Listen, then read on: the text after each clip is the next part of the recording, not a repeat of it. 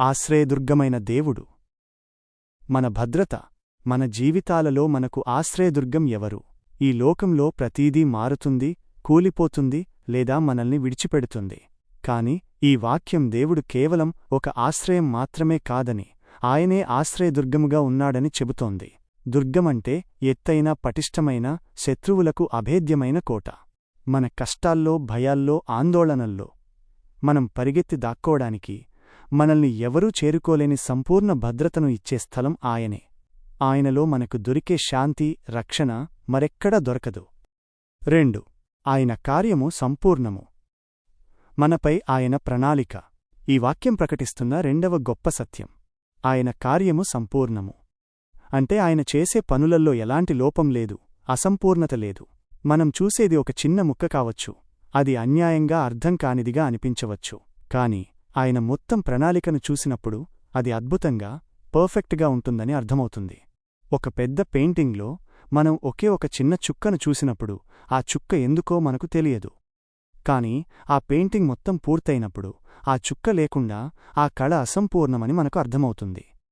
అలాగే మన జీవితాలలో దేవుని పని సంపూర్ణమైనది, పరిపూర్ణమైనది. 3. ఆయన చర్యలన్నీయూ న్యాయములు. ఆయన పాలన మనకు ఎదురయ్యే అతిపెద్ద ప్రశ్న: దేవుడు న్యాయవంతుడా?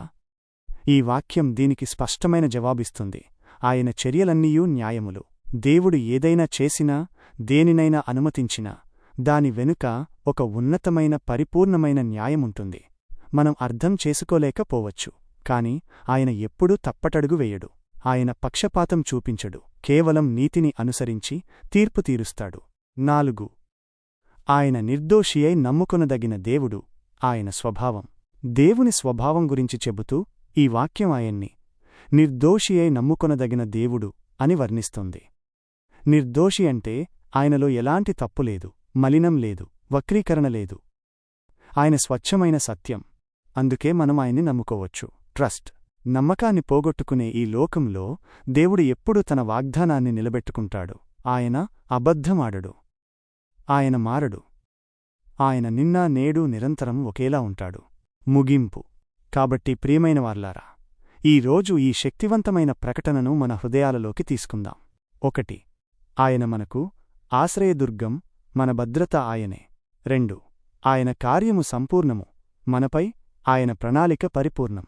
3. ఆయన న్యాయవంతుడు, యథార్థవంతుడు. మనం నిస్సందేహంగా ఆయన్ని నమ్ముకోవచ్చు.